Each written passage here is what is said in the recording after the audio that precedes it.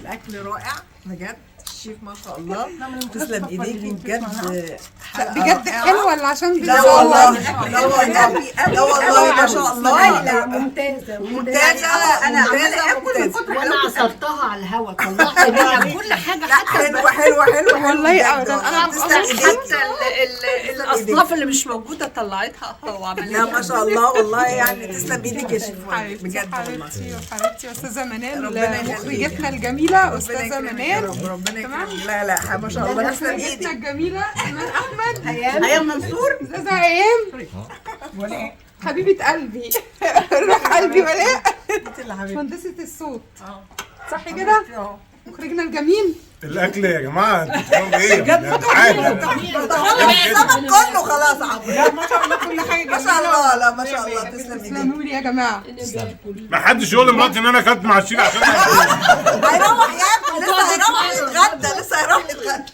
ده هيتذاع ده هيتذاع هيبقى على الهواء. انا اكلت سمك اهو. شايفه شيريها على طول لميرو على الصفحه بتاعتها. لا ما شاء الله. المهم ان هي ما رائع يا نهار رائع رائع. اسود. لا المهم ان هي مراتي ما بتعرفش تعمل سمك اصلا فالسمك شوف هتروح فين. ده الفيديو ده هيعمل مشكله. يعني ما تروحش ما بنهديش النفس والله يا مدام يعني. الرب واحد والعمر واحد. ده انا كده استبيع كده. خلي بالك هو بيتغدى وهيروح يتغدى تاني يعني. اتغدى ويتغدى. قعدوا على شم نسيم سعيد يا عمرو عليك بصراحه مش عارفه اقول لك ايه. الحمد لله.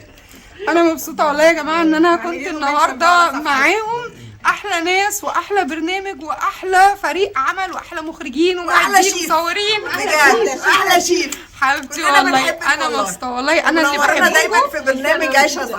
ربنا يخليك. انا اللي مبسوطه وسعيده ان انا معاكم في وسطيكم. ببقى مبسوطه جدا وانا جايه والله.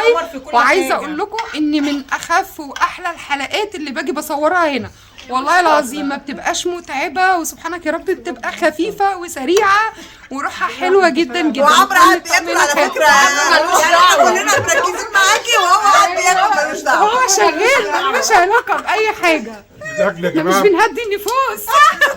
والله العظيم الاكل جامد جدا. حبيبي يا عمرو تسلم لي يا رب. تسلموا لي وكل سنه وانتم طيبين وشم نسيم سعيده عليكم كلكم يا جماعه. يلا باي باي. نروح بقى نشوف استاذ عمرو ونلحق حاجه. هو خلص. عمرو كده نهى الموضوع.